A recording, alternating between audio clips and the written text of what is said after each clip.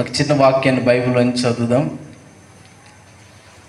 కొరింథీయులకు రాసిన 2వ పత్రిక 6వ అధ్యాయము 1 నుంచి 3 వచనాలు చదువుదాం.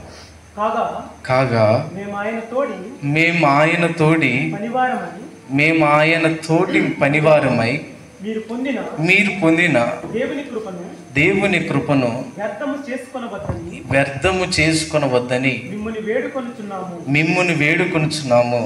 అనుకూల సమయమందు నీ మొర ఆలకించుదని రక్షణ దినమందు నిన్ను ఆదుకొంటిని అని ఆయన చెప్పుచున్నాడు కదా.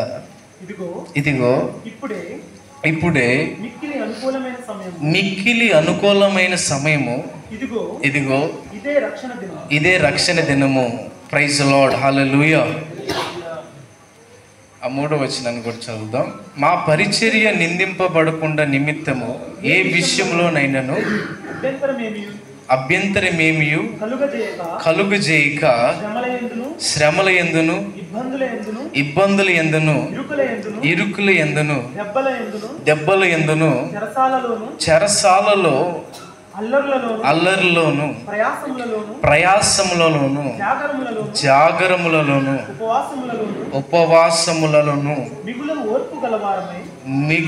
ఓర్పు గలవారమై. ప్రైజ్ ది లార్డ్, హల్లెలూయా. చిన్న ప్రార్థన చేసుకొని వాక్యంలోకి వెళ్ళని తలలో ఉంచండి. మా దేవా, మా ప్రభువా, నీకు వందనాలు, నీకు స్తోత్రాలు తండ్రి. అయ్యా, ఇంక వాక్యంలోకి వెళ్తానికి మీరే మాతో మాట్లాడండి ప్రభువా. మీరు మమ్మల్ని దర్శించండి. ప్రతి పదము కూడా ప్రభువా, పరిశుద్ధాత్మ దేవుడా, నీ సహాయం ద్వారా మేము వినటానికి ప్రభువా, నీ ప్రజలను వాడుకొని మీరే మాతో మాట్లాడండి. మాతో మాట్లాడి మమ్మల్ని బలపరచండి. నూతనమైన సంవత్సరంలో ప్రభువా మీరు మమ్మల్ని దర్శించండి. దేవానికి స్తోత్రాలు. నీ నామానికి మహిమ ఘనత ప్రభావములు కలుగును గాకయ్యా. అయ్యా, నీకు మహిమ కలుగును గాక. పరిశుద్ధాత్మ దేవుడా, నీ సహాయం ద్వారా నీ మాటలు వినటానికి సహాయం దయచేయండి. యేసు నామములో అడిగి వేడుకొని వాక్కులోకి వెళ్తున్నాం తండ్రి. ఆమేన్, ఆమేన్, ఆమేన్. ప్రైజ్ ది లార్డ్, హల్లెలూయా. ఒకవేళ ప్రపంచంలో ఏదైనా ఒక సంఘం అతి ఎక్కువగా ప్రమాదానికి గురైంది అంటే నేను చెప్పేది అది ఏ సంఘం అంటే కొరింథీయులకు రాసిన కొరింథీ పట్టణంలో ఉన్న సంఘం అని నేను చదువుతాను ఖచ్చితంగా. ఎందుకంటే ఒకవేళ పౌలు గారు రాసిన 13 పత్రికలు మీరు చదివితే, ఇంకా చరిత్ర ప్రకారం ఇంకా చాలా పత్రికలు ఆయన రాశాడు, వాటన్నిటిని కూడా బైబిల్లోకి సమకూర్చలేదు. ఆయన రాసిన ఈ పత్రికలన్నింటినీ మీరు చదివితే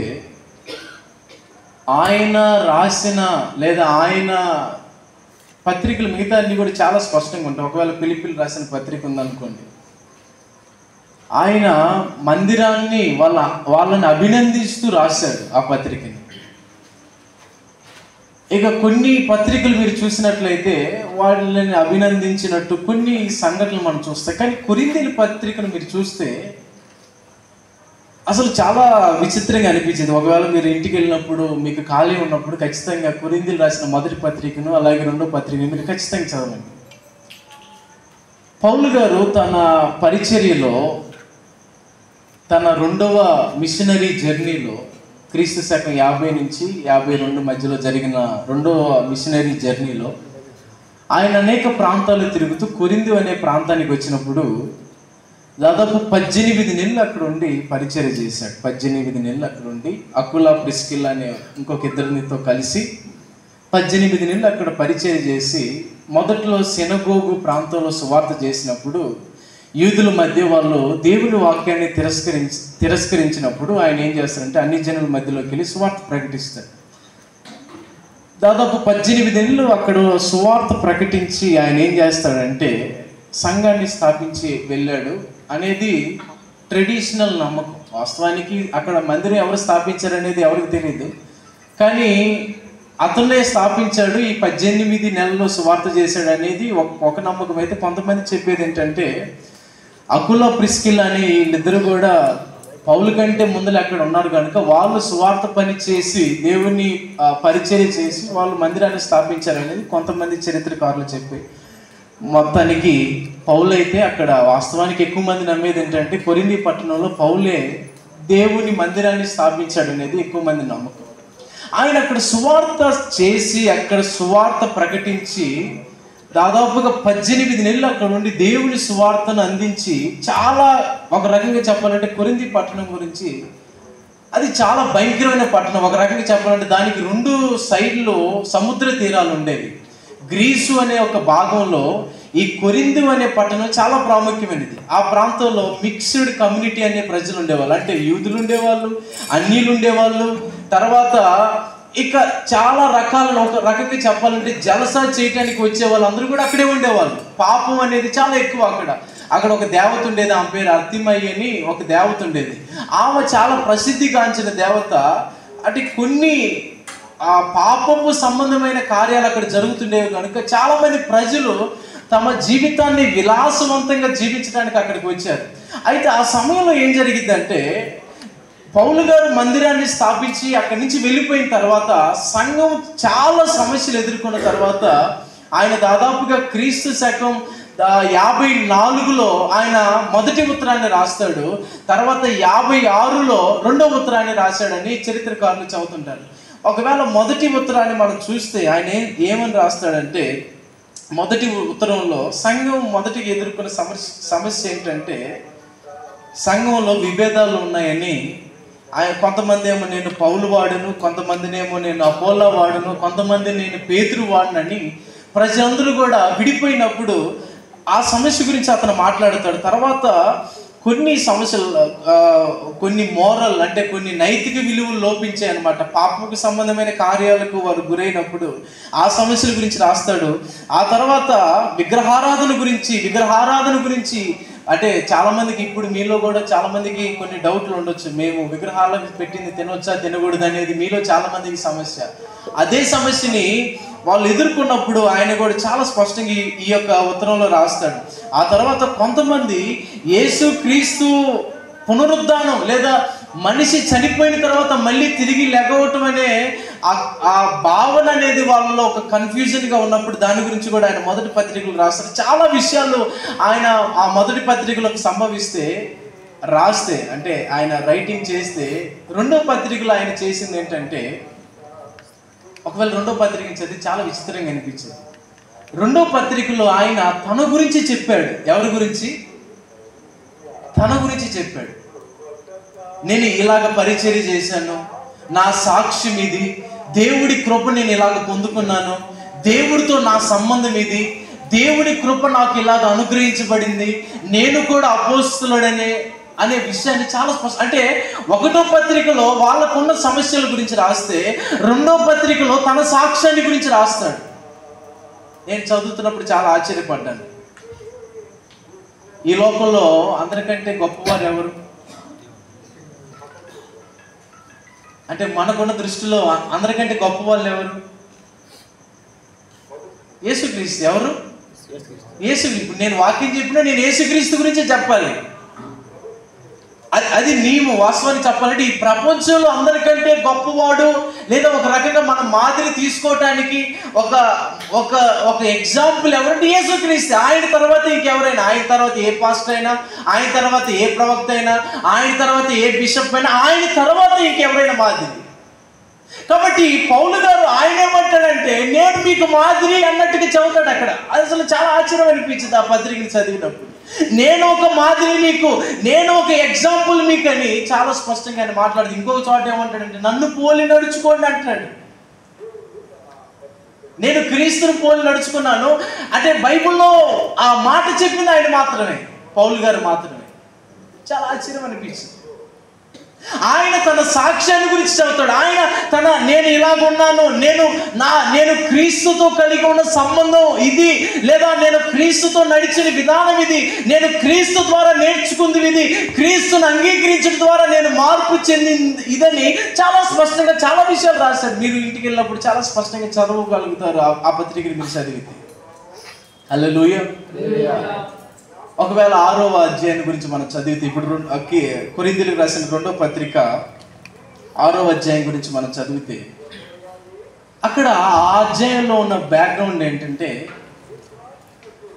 అక్కడ ఏమని రాస్తాడంటే ఆయన పరిచర్య గురించి, ఆయన సేవ గురించి, ఆయన విశ్వాసత గురించి, అంటే ఆయన ఫెయిత్ఫుల్నెస్ గురించి, ఆయన తర్వాత ఆయన పరిచర్య కోసం ఆయన ఎదుర్కొన్న కష్టాల గురించి, ఆ తర్వాత చాలా స్పష్టంగా చాలా విషయాలు ఈ 6వ అధ్యాయంలో రాశాడు. మీరు ఇంటికి వెళ్ళిన తర్వాత ప్రతి ఒక్కరు కూడా ఈ అధ్యాయాన్ని ఒకసారి చదవండి ఇంటికి వెళ్ళిన తర్వాత. ఈరోజు నాకున్న సమయంలో నేను ఏం చేయాలనుకున్నానంటే, దేని గురించి చెప్పాలనుకున్నానంటే, క్రమశిక్షణ గురించి చెప్పాలనుకుంటున్నాను. దేని గురించి? క్రమశిక్షణ గురించి. ఈ అధ్యాయాన్ని ఆధారం చేసుకొని, ఈ 6వ అధ్యాయాన్ని ఆధారం చేసుకుని మనం ఒక 3 రకాలైన ఏరియాల్లో క్రమశిక్షణ కలిగి ఉండాలని పౌలు గారు చాలా స్పష్టంగా మాట్లాడుతున్నాడు. ఆ 3 విషయాలు ఏంటో చాలా స్పష్టంగా, అంటే త్వరగా చదివి నేను ఈ వాక్యాన్ని ముగింపులోకి తీసుకొని రావాలనుకుంటున్నాను. మనందరికీ క్రమశిక్షణ ఉంది కదా? మనందరికి క్రమశిక్షణ ఉందా? డిసిప్లిన్ అంటారు ఇంగ్లీష్లో. క్రమశిక్షణ ఉందంటారా? మనందరికీ ఉంది. మనందరికి క్రమశిక్షణ కొద్ది గొప్పలో మనకు తెలుసు కదా. ఉదయం లేచినప్పుడు పళ్ళు తోముకోవాలి, స్నానం చేయాలి, బట్టలు వేసుకోవాలి, ఎవరైనా కనపడినప్పుడు వందనాలు చెప్పాలి, చర్చిలోకి వచ్చినప్పుడు ప్రార్థన చేసుకోవాలి. ఇవన్నీ కూడా క్రమశిక్షణలో భాగాలే. కాస్త కోస్త మనకి క్రమశిక్షణ అనేది ఉంది.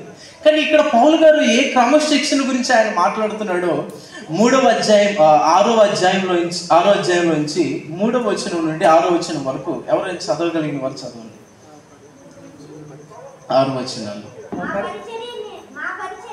మా పరిచర్య నిందింపబడకుండా ఉండు నిమిత్తము ఏ విషయంలోనైనాను అభ్యంతరమేమీ కలుగు చేయక, శ్రమల యందును, ఇబ్బందుల యందును, ఇరుకుల యందును, దెబ్బల యందును, చెరసాలలోను, అల్లర్లలోను, ప్రయాసములోను, జాగరములలోను, ఉపవాసములోను మిగులు ఓర్పు గలవారమై.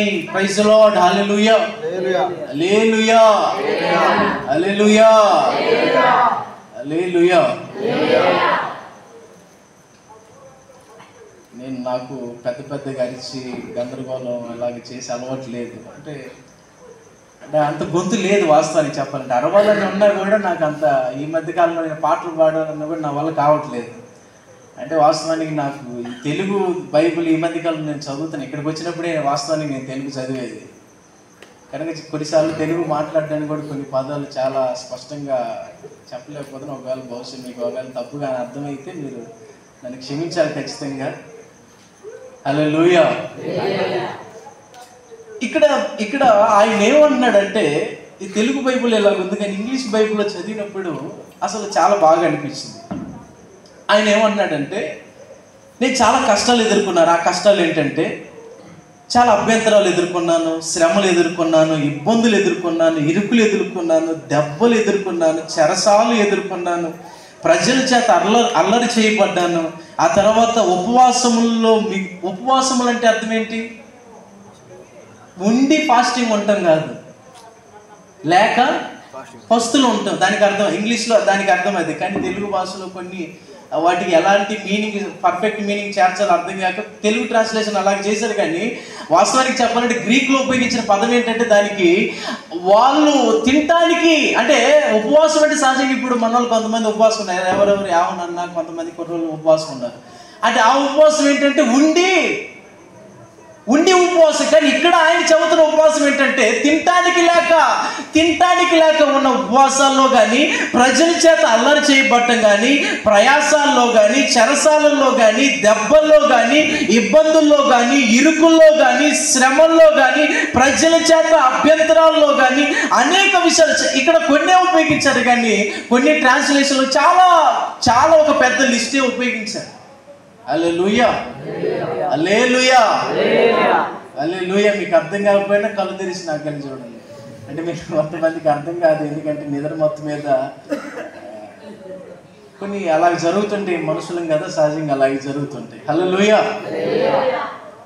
ఇక్కడ ఆయన ఏమంటున్నాడంటే, ఇన్ని పరిస్థితులు నా జీవితంలో ఎదుర్కొన్నాను, ఇన్ని కష్ట పరిస్థితులు నా జీవితంలో ఎదుర్కొన్న, తిట్టులు, బాధలు, కష్టాలు, అల్లర్లు, ప్రజల చేత దెబ్బలు, ఆ తర్వాత ఇక నా జీవితంలో ఇలాంటి కష్ట పరిస్థితులు బహుశా ఇంకో మానవుడు ఈ లోపల ఎదుర్కొని ఉన్నాడేమో. కానీ ఆయన ఏమన్నాడంటే, వీటన్నిటిలో కూడా నేను ఓర్పు గలవారమై అంటే అది బహువచన. వాస్తవానికి చెప్పాలంటే ఆయన అపోస్తుల గురించి ఆయన ప్రస్తావిస్తూ ఆ మాటను ఉపయోగించాడు. మేమందరం కూడా దేవుని సేవకులుగా మీకు వీటన్నిటి ద్వారా వీటన్నిటిని మేము ఎదుర్కొన్నాము, వీటన్నిటిలో కూడా మీరు ఓర్పు గలవారమై ఉన్నాము. అంటే దానికి అర్థం ఏంటంటే, మా జీవితంలో ఇలాంటి పరిస్థితుల్లో కూడా మేము క్రమశిక్షణ కలిగి ఉన్నాము. ఓర్పు గలవారం అనే పదాన్ని ఇంగ్లీష్లో ఏమంటారంటే పేషెన్స్ అంటారు. ఒకవేళ గ్రీకులో దానికి ఉపయోగించిన పదజాలం ఏంటంటే, మేమందరం కూడా ఈ విషయంలో ఒక డిసిప్లిన్ కలిగి ఉన్నాము. ఒకవేళ మాకు కష్టాలు వచ్చాయి, మాకు బాధలు వచ్చాయి, మాకు చెరసాలలు వచ్చాయి, అల్లర్లు వచ్చాయి, ప్రజలు మమ్మల్ని తిట్టారు, తినటానికి తిండి లేదు, మేము దూషించబడ్డాము, కొరడాల చేత కొట్టబడ్డాము, వీటన్నిటిలో కూడా మేము ప్రతిస్పందన కంటే కూడా మేము మౌనంగా ఉన్నాము. మమ్మల్ని మేము మౌనంగా ఉంచడం మేము నేర్చుకున్నాము.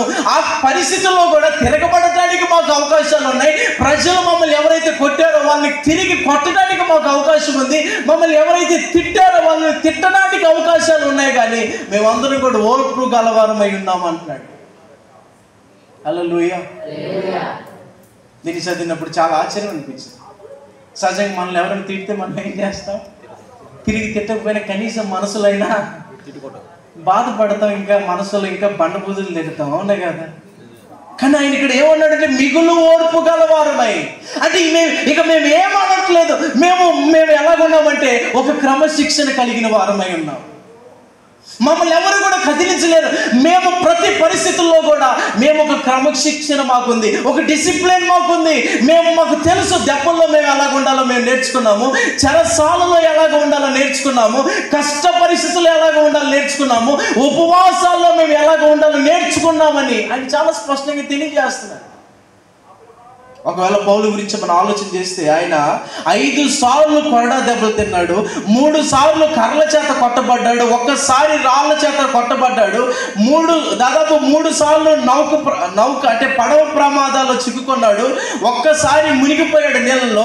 ఆ తర్వాత దాదాపుగా కొన్నిసార్లు తిట్టబడ్డాడు, దోపిడీ చేయబడ్డాడు. ఆ తర్వాత సువార్త ప్రకటించడానికి వెళ్తే ఆయన్ని కొట్టి ఊరి చివరన పడేశారు. ఆ తర్వాత అనేక సార్లు జైల్లో పడేశారు, అనేక సార్లు మరణ భయం చేత బయటకు వచ్చాడు. ఇక చెప్పాలంటే ఎన్నో కష్టాలు తన జీవితంలో ఆయన పొందుకున్నాడు. వీటన్నిటిని కలిగి ఉన్న అతను ఏమన్నాడంటే, నేను క్రమశిక్షణ కలిగిన వాడిని. హల్లెలూయా. అంటే ఒక రకంగా దీన్ని ఇంగ్లీష్లో ఏమంటారంటే ఎమోషనల్ డిసిప్లిన్ అంటారు. మరి తెలుగులో దాన్ని భావోద్వేగాల, అంటే ఒక రకంగా చెప్పాలంటే మన ఎమోషన్స్ని డిసిప్లిన్లో ఉంచుకోవాలని ఆయన చాలా స్పష్టంగా మాట్లాడుతున్నాడు. హల్లెలూయా. మనందరం కూడా ఒక రకంగా మనం ఆలోచన చేస్తాడు, మన ఎమోషన్స్ లేదా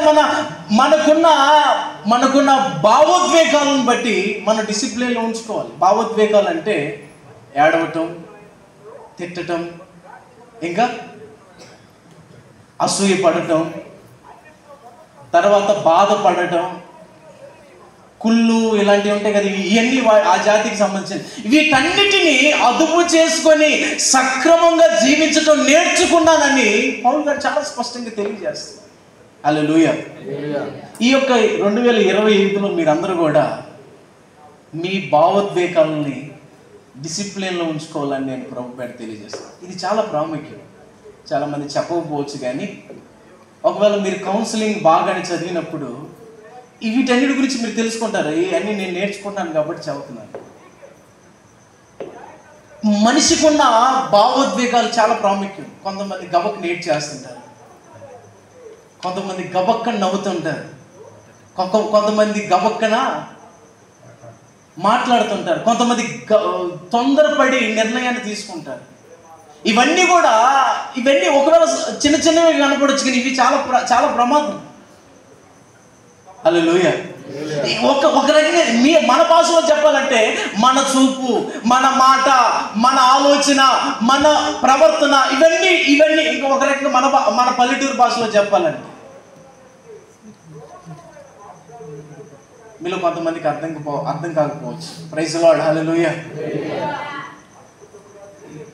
బైబిల్లో ఏముందంటే, నా గొర్రె నా స్వరాన్ని నేను అప్పుడప్పుడు మాకు ఇదివరకు కరోనా టైంలో కోళ్ళు చాలా ఉండేవి. మాకు సాయంత్రం అయితే కోడి కంపలెత్తి బబ్బబ్బా అంటే మా కోళ్ళే వచ్చాయి, పక్కింటి కోళ్ళు ఏమి వచ్చాయి. ఎందుకంటే మా కోడికి మా స్వరం తెలుసు, దేవుడి పెట్టికి దేవుడి స్వరం అర్థమైంది. హల్లెలూయా.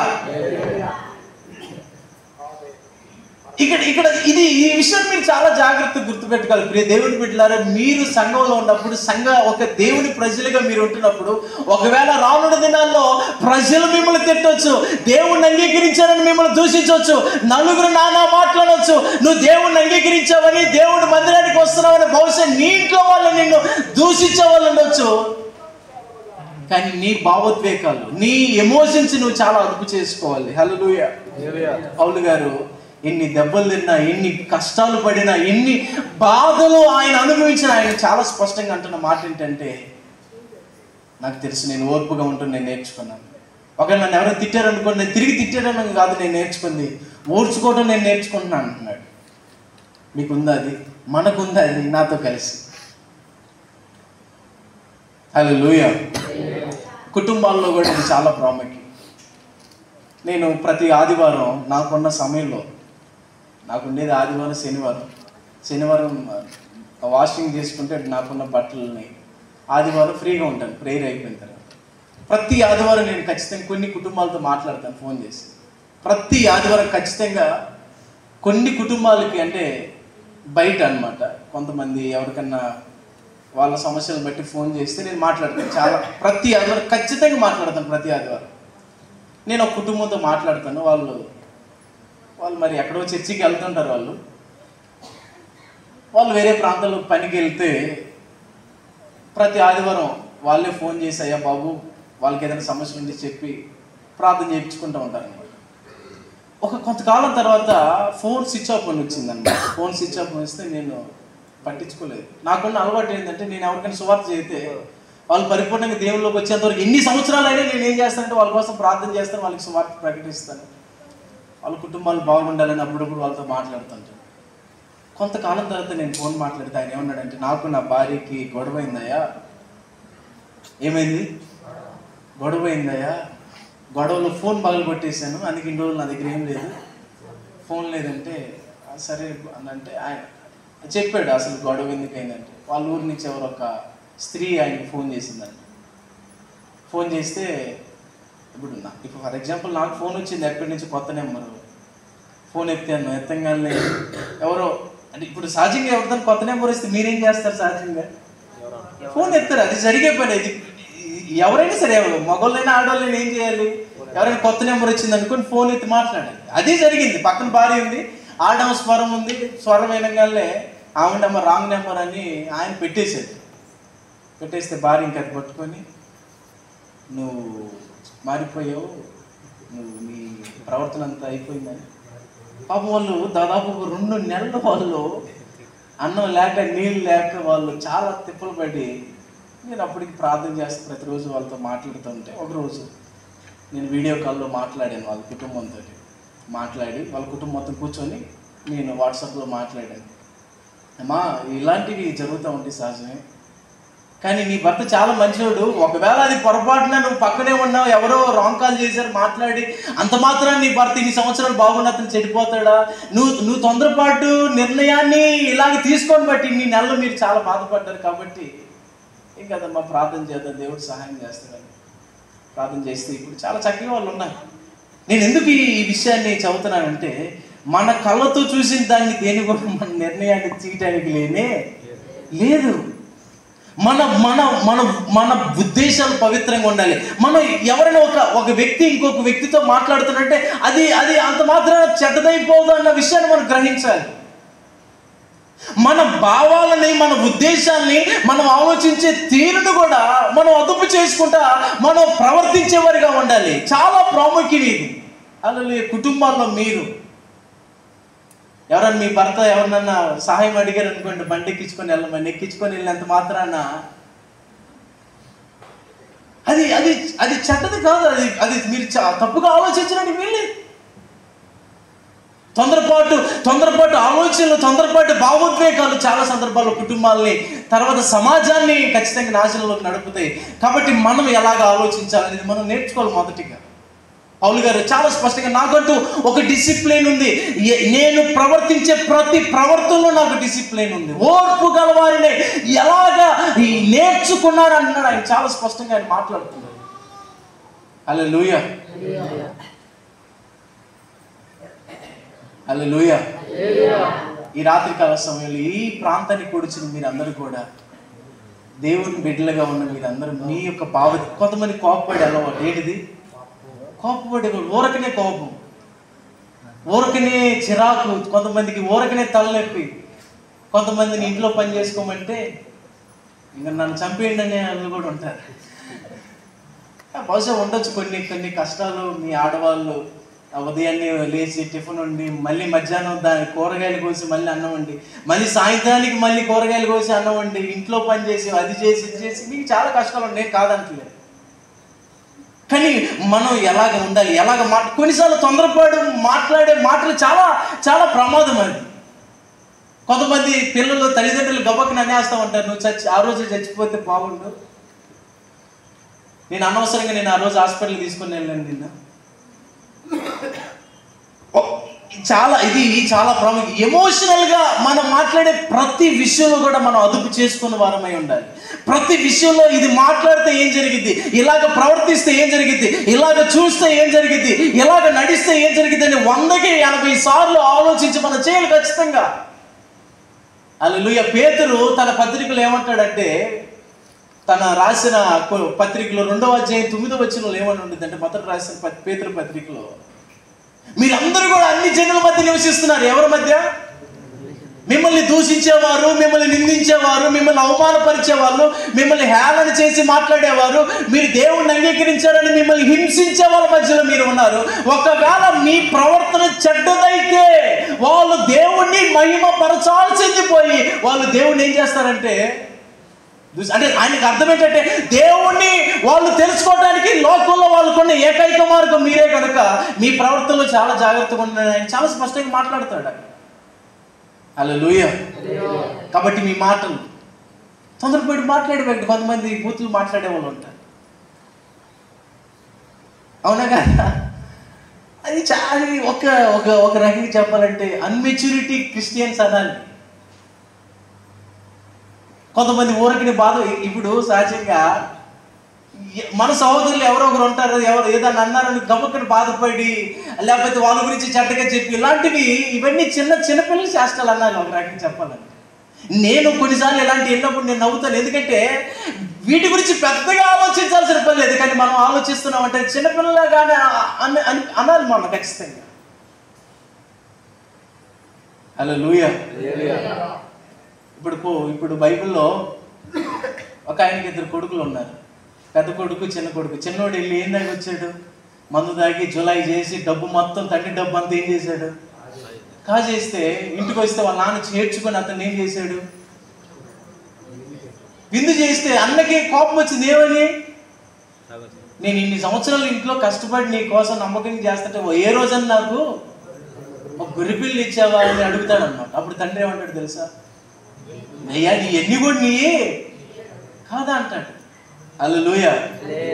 అంటే దేవుడి ఉద్దేశం ఏంటంటే, ఈ మనస్పర్ధలు, ఈ మాటలు, ఈ కోపాలు అనేవి సహజంగా జరుగుతుంటాయి, కానీ ఖచ్చితంగా మనందరం కూడా వాటన్నిటిలో ఓర్చుకునేవారై ఉండాలి. ఎలాగ ఉండాలి? ఓర్చుకునేవారై ఉండాలి. ఒకవేళ మణిపూర్ గురించి మీరు ఆలోచన చేస్తే, మణిపూర్లో జరిగిన క్రైస్తవుల మీద జరిగిన అక్రమాలు కానీ, వాళ్ళ మీద జరిగిన దాడులు కానీ ప్రపంచంలో బహుశా 1వ శతాబ్దం తర్వాత అక్కడే జరిగాయేమో అనుకోవాలి మనం ఖచ్చితంగా. భార్య ఒక గర్భిణి అంబులెన్స్లో వెళ్తుంటే పిల్లని తీసుకొని, క్రైస్తవురాలని అంబులెన్స్ డ్రైవర్ని, అంబులెన్స్లో ఉన్న ఆ గర్భిణీ స్త్రీని తగలబెట్టేశారు. ఒక పాస్టర్ని వాళ్ళ కొడుకుని చంపేసి, పాస్టర్ కొడుకుని ఆ తలకే తీసుకొని వచ్చి చర్చికి వేలాడదీశారు. కొన్ని వందల చర్చిలను తగలబెట్టారు. ఈ రోజు కూడా ప్రజలు ఎక్కడ నివసిస్తున్నారు ఎవరికి తెలియదు. కానీ ఈ రోజు కూడా ఒక్క వార్త బయటికి రాలేదు. ఏమని తెలిసి ఒక్కడు కూడా క్రైస్తత్వాన్ని విడిచిపెట్టి ఒక్క వార్త కూడా రాలేదు. ఇన్ని దౌర్భాగ్యాలు, ఇంత దారుణంగా వారి మీద దాడులు జరిగిన వాళ్ళు ఓర్చుకున్నారు. అడవుల్లో ప్రార్థన చేశారు, రోడ్ల మీద మోకాళ్ళు వేసి ప్రభువా నీకే స్తోత్రం అన్నారు వాళ్ళు. హల్లెలూయా. కుటుంబాలని కోల్పోతేనే వాళ్ళు మౌనంగా ఉంటే, చిన్న చిన్న మాటలకి మనం మౌనంగా ఉండటం నేర్చుకోవాలి. హల్లెలూయా. కోపపడటం, చిరాకు పడటం, తిట్టుకోవటం, ఇవన్నీ కూడా క్రైస్తవులుగా మనకి తగినవి కాదు. వీటి విషయంలో మనం క్రమశిక్షణ కలిగి ఉండాలి.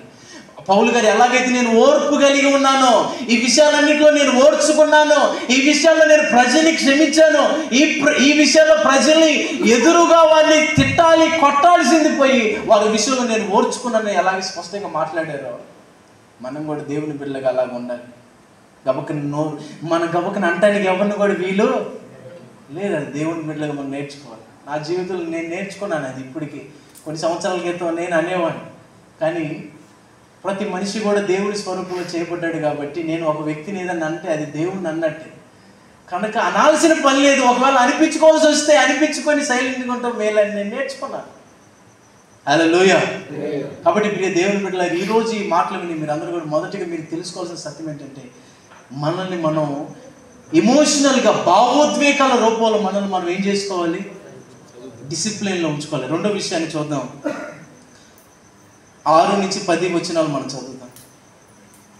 పవిత్రతతోను జ్ఞానముతోను దీర్ఘశాంతముతోను దయతోను పరిశుద్ధాత్మ వలనను నిష్కపటమైన ప్రేమతోను సత్యవాక్యము చెప్పుట వలన దేవుని బలము వలనను కుడి ఎడమల నీతి ఆయుధములు కలిగి ఘనత వలనను సుకీర్తి దుష్కీర్తుల వలనను. చాలు మనం అదంతా చదివితే అక్కడ ఉన్న మాటలు ఏంటంటే, ఒకటి నాకు భావోద్వేగాలలో నాకు క్రమశిక్షణ ఉంది. రెండోది ఆయన ఏమన్నాడంటే ఆత్మీయ స్థితిలో కూడా నాకు క్రమశిక్షణ ఉంది అంటాడు. దేంట్లో? ఆత్మీయ స్థితిలో. మనందరికీ ఆత్మీయ స్థితిలో క్రమశిక్షణ ఉందా? చాలా స్పష్టంగా రాస్తున్నాడు అక్కడ.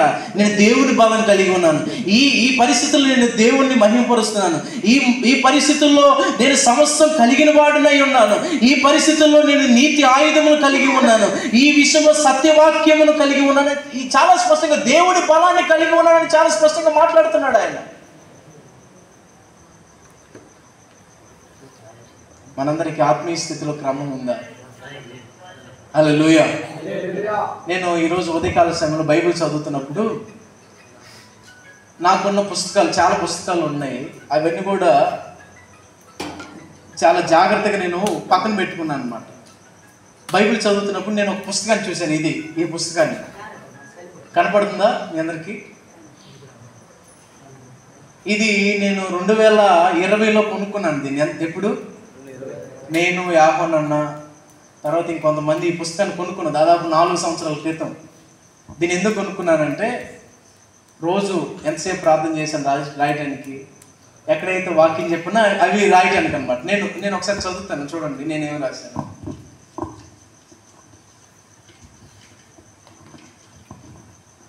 జనవరి 3వ తారీఖు 2020 శుక్రవారం.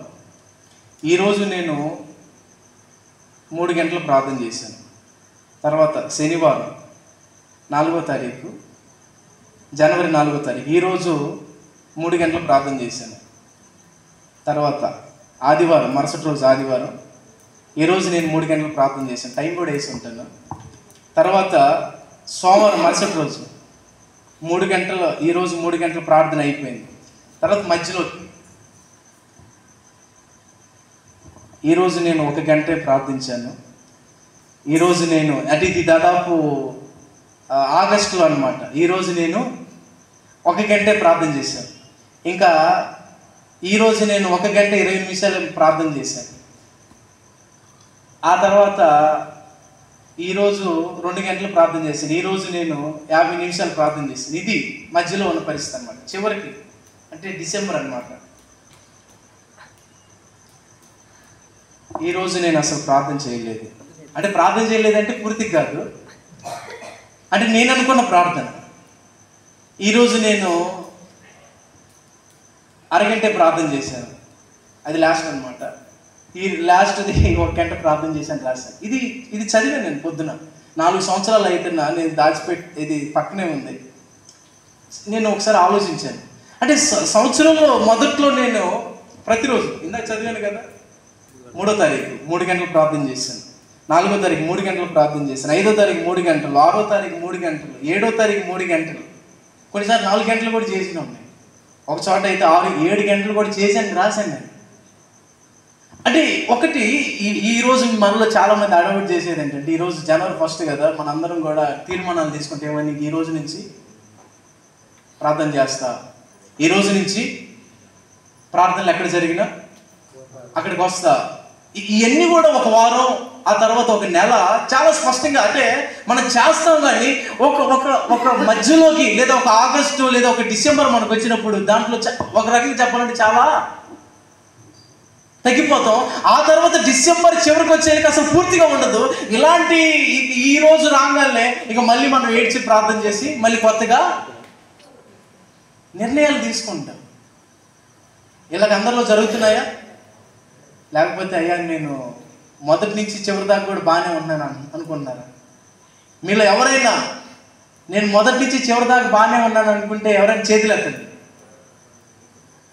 జనవరిలో నేను తీసుకునే నిర్ణయాలు ఆత్మీయంగా నేను ఈ విషయాలు ఎదగాలని, డిసెంబర్ వరకు కూడా నేను కొనసాగాను అని నమ్మకంగా ఎవరైనా చేస్తే వాటిని బట్టి నేను ప్రభువుని చాలా సంతోషిస్తాను. హల్లెలూయా. ప్రియ దేవుని బిడ్డలారా, మనకి ఆత్మీయ స్థితిలో ఏముండాలి? క్రమం ఉండాలి. ఏముండాలి? క్రమం ఉండాలి. తినే టైంలో తినాలి, ప్రార్థించే టైంలో ప్రార్థన చేయాలి. నిద్రపోయే టైంలో నిద్రపోతున్న మనము ప్రార్థన చేసే టైంలో ప్రార్థన చేయాలి. మనకి ఎన్నో పనులు ఉండొచ్చు, ఎన్నో అడావులు ఉండొచ్చు, లేకపోతే ఎన్నో ప్రాముఖ్యమైనవి మనకు ఉండొచ్చు. కానీ దేవుని బిడ్డలుగా మనం తెలుసుకోవాల్సిన సత్యం ఏంటంటే మనకు ఆత్మీయ స్థితిలో క్రమం ఉండాలి. ఆత్మీయ స్థితిలో ఏముండాలి? క్రమం. ఆత్మీయ స్థితి అంటే ఏదో బాప్టిజం తీసుకొని నెల బల్లారాధన తీసుకొని లేకపోతే కనపడినప్పుడు కానుకిచ్చి ఇదనుకున్నారు ఆత్మీయ స్థితి? ఇదనుకున్నారు ఆత్మీయ స్థితి? దేవుడితో నువ్వు కలిగి ఉన్న సంబంధమే ఆత్మీయ స్థితి. నువ్వు వేసుకున్న వైట్ డ్రెస్ కాదు ఆత్మీయ స్థితి, నువ్వు పాడే పాట కాదు ఆత్మీయ స్థితి, నువ్వు దేవుడితో కలిగి ఉన్న సంబంధమే ఆత్మీయ స్థితి.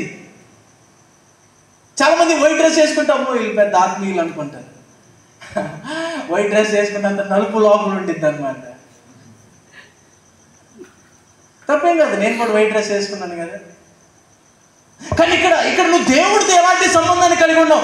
దేవుడితో నీ వ్యక్తిగత సంబంధం ఏంటి? ప్రజల గురించి పక్కన పెట్టేసి, ప్రజలతో నువ్వు కలిగి ఉన్న సంబంధం పక్కన పెట్టేసి, నువ్వు దేవుడితో ఎలాగ ఉన్నావు? అసలు దేవుడి దగ్గరికి వెళ్ళే సమయం ఉంది నీ దగ్గర?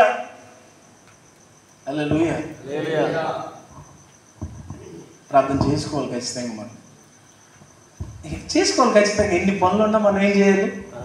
ప్రార్థన చేసుకోవాలి. నేను నా 3 సంవత్సరాల్లో ఈ మాట నేను ధైర్యం చేస్తాను. నేను కేరళకి వెళ్ళిన తర్వాత ఈ 3 సంవత్సరాలు దాదాపు 100 రోజుల పైన ఉపవాస ప్రార్థన జరిగి ఉంటే ఏ రోజు నేను తినలేదు. మిగతా వాళ్ళందరూ మ్యాగీలు అవి చేసుకుని సీక్రెట్గా తినేశారు. కానీ నేను ధైర్యంగా నా గుండె మీద చేపెట్టుకొని చదువుతాను. ఇన్ని రోజులు నేను వారంలో 2 రోజులు ఉపవాసం ఉండేది ఖచ్చితంగా. నేను ప్రతి వారం ఖచ్చితంగా ఉపవాసం ప్రార్థన చేశాను. ప్రతిరోజు ఉదయం 5ంటికి లేచి డెవోషన్కి వెళ్ళి రెడీ అయ్యి బైబుల్ చదువుకొని నా పర్సనల్ డెవోషన్ నేను చేశాను. ఈ 3 సంవత్సరాలు చాలా మంది తప్పించుకున్న వాళ్ళు చాలా మంది ఉన్నారు.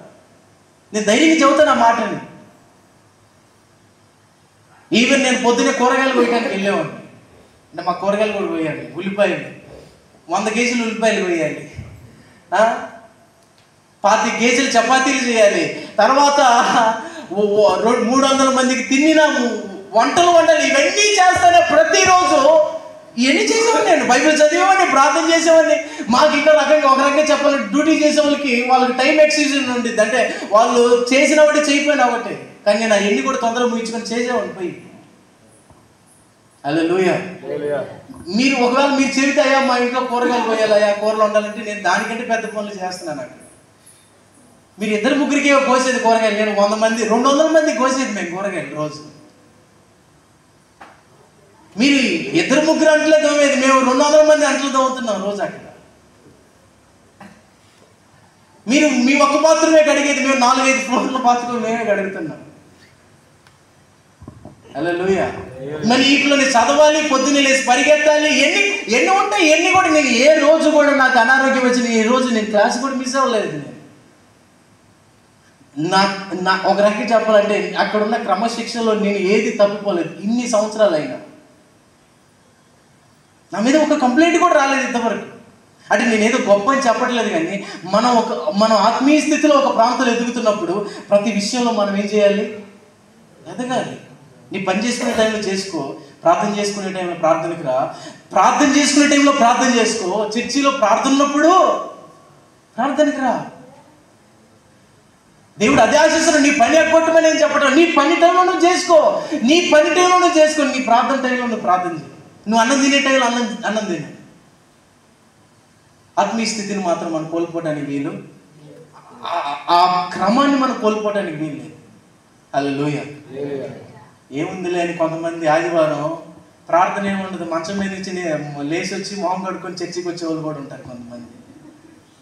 నేను చూశాను, నా కలర్ నేను కొంతమంది నేను చదువుకునే చూశాను. ఒక కుర్రోడు అయితే మొహం కూడా కడుక్కోవాలి, మాస్క్ వేసుకొని వచ్చాడు, ఎందుకంటే మొహం ధరిస్తే వాసన వచ్చిందని. ఆదివారం మందిరానికి నేను పోయి లేపితే ఇది బిల్లు పెట్టారు. అప్పుడే గబగబ లేచి మాస్క్ వేసుకుని అప్పుడు మందిరానికి వచ్చారు. చాలా బాధ అనిపించింది నాకు. మళ్ళీ కూడా అలాంటి వాళ్ళు కొంతమంది గబక్కన లేచి 2 చెంబులు పోసుకొని, అంటే ఏ సిద్ధపాటు లేకుండా ఇంకా గబగబా చొక్కా ప్యాంట్ వేసుకొని, అది ఒక కరెక్ట్ అయింది కాదు. అది దేవుడు ఏమనుకుంటాడంటే నువ్వు క్రమంగా ఎదగాలి, షార్ట్ కట్లు మనకొద్దు. మనం ఎలాగ ఎదగాలి? క్రమంగా ఎదగాలి. ప్రతి క్రమాన్ని మనం పాటించాలని దేవుడు మనకి సంఘాన్ని ఇచ్చాడు. సంఘంలో ప్రతి క్రమాన్ని మనం పాటించాలని దేవుడు ఆశిస్తున్నాడు.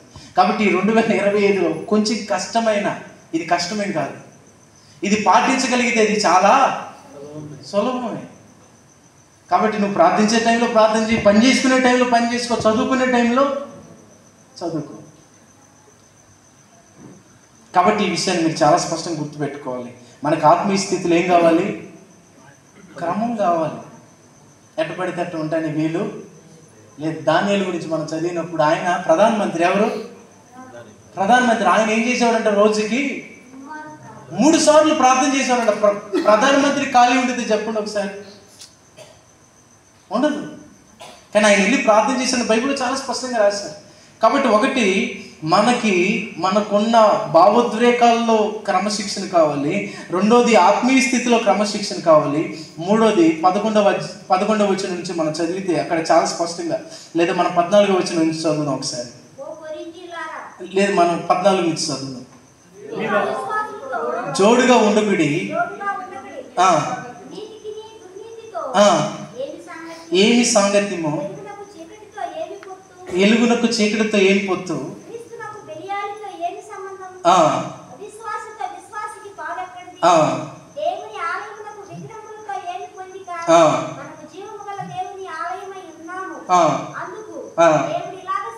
ప్రైజ్ లార్డ్, హల్లెలూయా. ఇక మూడోది మనకి సావహాస విషయంలో క్రమశిక్షణ కావాలి. ఒకటి ఎమోషన్స్లో మనకి డిసిప్లిన్ కావాలి, రెండోది స్పిరిచువల్గా డిసిప్లిన్ కావాలి, మూడోది సవహాసములు మనకి,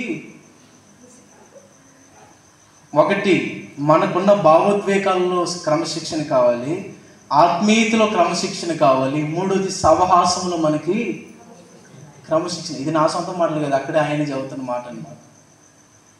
మీ స్నేహం ఎవరితోటి, మీ ఫ్రెండ్షిప్ తోటి, అది మీ యొక్క సాంగత్యం ఎవరితో, మనకి ఇది చాలాసార్లు చాలా కష్టమైన పని అనమాట. అవునా కదా?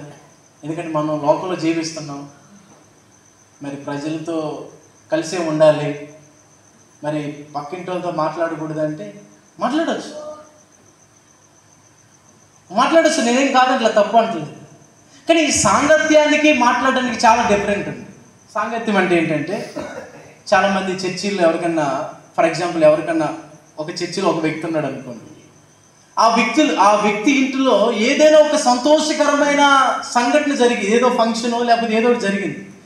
ఈ సంతోషకరమైన జరిగినప్పుడల్లా ఈయన చర్చి వాళ్ళు పిలవడు, ఎవరిని పిలుస్తాడు? స్నేహితుల్ని, లోకంలో ఉన్న వాళ్ళని, ఆ తర్వాత ఇంకా వీళ్ళని పిలిచి వీళ్ళతో కలిసి సంతోషిస్తాడు. కానీ ఈయనకి మళ్ళీ బాధ వచ్చిన దానికి ఎవరు కావాలి? ఆయనకి సంఘస్థులు కావాలి. ఈయనకి బాధల్లో ఏమో సంఘస్థులు కావాలి, సంతోషంలో ఏమో బయట వాళ్ళు కావాలి. ఇలాగా ఇక్కడే చాలా చోట్ల జరుగుతున్న సంఘటన. నీకు విషయం తెలుసా? నువ్వు బాధల్లో ఉన్నా, కష్టాల్లో ఉన్నా, నీతో పాటు ఉండేది నీ సంఘస్థులు. నీకోసం ప్రార్థన చేసేది నీ సంఘస్థులు. నీకోసం నీవు ఏదైనా బాధల్లో, ఇబ్బందులు కూరుకోకపోతే, ప్రభా ఇతని జ్ఞాపకం చేసుకోండి, ఈ కుటుంబానికి జ్ఞాపకం చేసుకోండి, ఈ కుటుంబానికి సహాయం చేయండి, ఈ కుటుంబానికి నీ సహాయం అవసరమని నీకోసం ప్రార్థన చేసే ప్రతి క్షణం నీతో ఉండేది ఎవరో తెలుసా? సంఘస్థులే. హల్లెలూయా. కాబట్టి మన స్నేహం ఎవరితోటి? హల్లెలూయా. మీలో చాలామంది ఒకవేళ ఫర్ ఎగ్జాంపుల్ ఈరోజు పిడిగంకులు రాలేదు అనుకోండి, మనం ఆలోచించాలి ఆయన ఎందుకు రాలేదు, అసలు ఏం పరిస్థితి ఆయన. అది ఒక విశ్వాసిగా, తోటి విశ్వాసిగా ఇక్కడ కూర్చొని మీలో ఒక ప్రశ్న నేను అడుగుతున్నాను.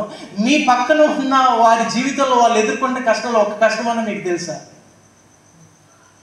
వాళ్ళు ఎంత బాధ, ఎంత శ్రమ, లేకపోతే వాళ్ళు ఎంత ఆర్థికంగా వాళ్ళ జీవితంలో వాళ్ళు ఎంత శ్రమ ఎదుర్కొంటున్నారో నీ పక్కన ప్రతి వారం వచ్చి నీ పక్కన కూర్చుంటున్న వ్యక్తి జీవితం గురించి నీకు తెలుసా? నాకంత ఆలోచించే టైం లేదే అంటారు. లేదు.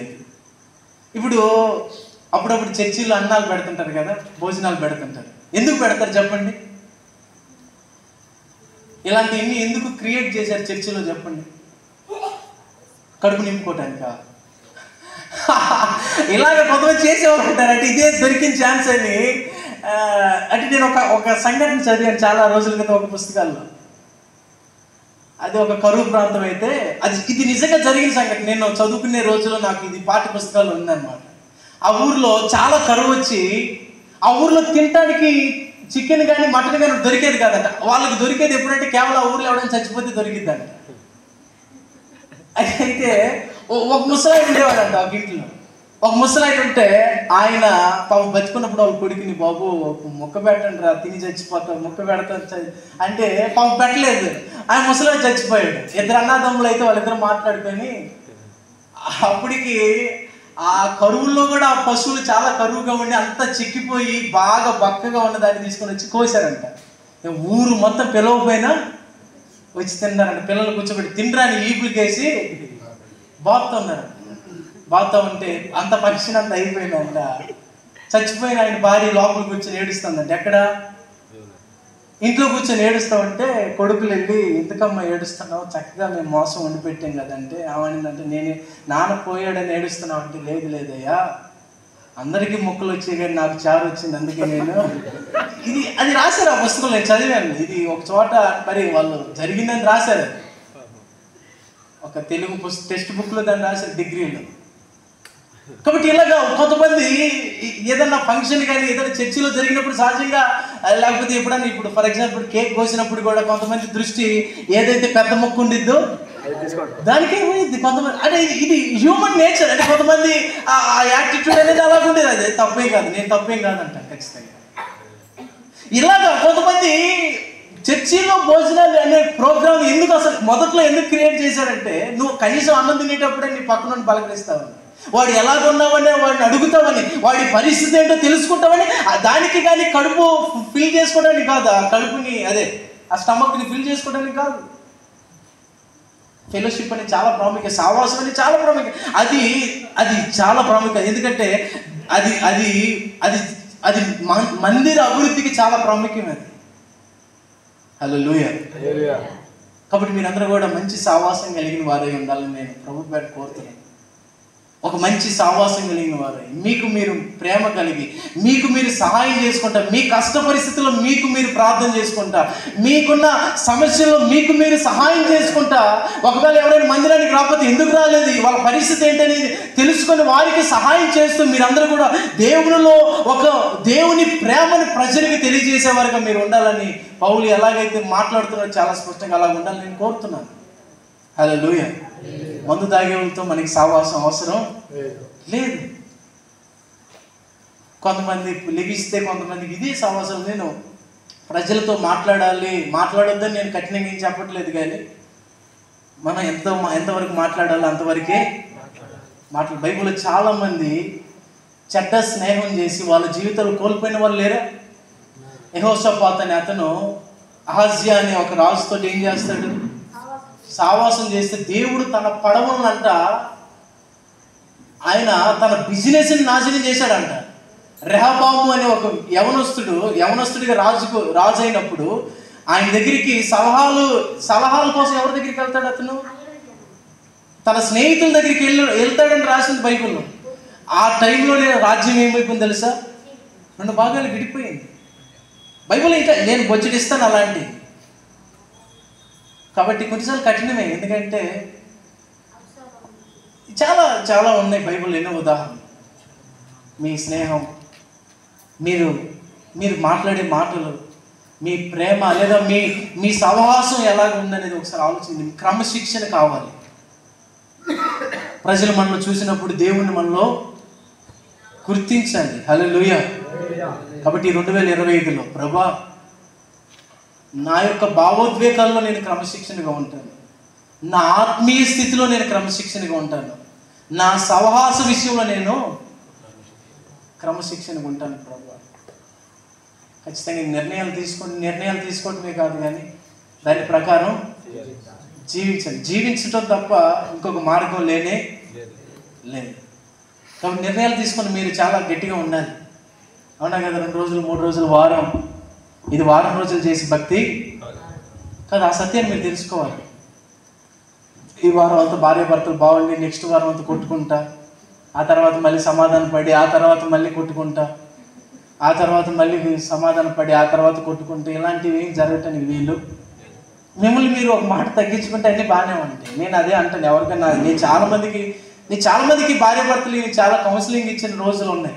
నేను ఎప్పుడైనా చెప్పే మాట ఒకటే, మిమ్మల్ని మీరు తగ్గించుకొని మిమ్మల్ని మీరు అదుపు చేసుకున్నంత కాలం, మిమ్మల్ని మీరు క్రమశిక్షణగా ఉంచుకోనంత కాలం మీ జీవితాన్ని ఎవరు కూడా ఏమీ చేయలేరు.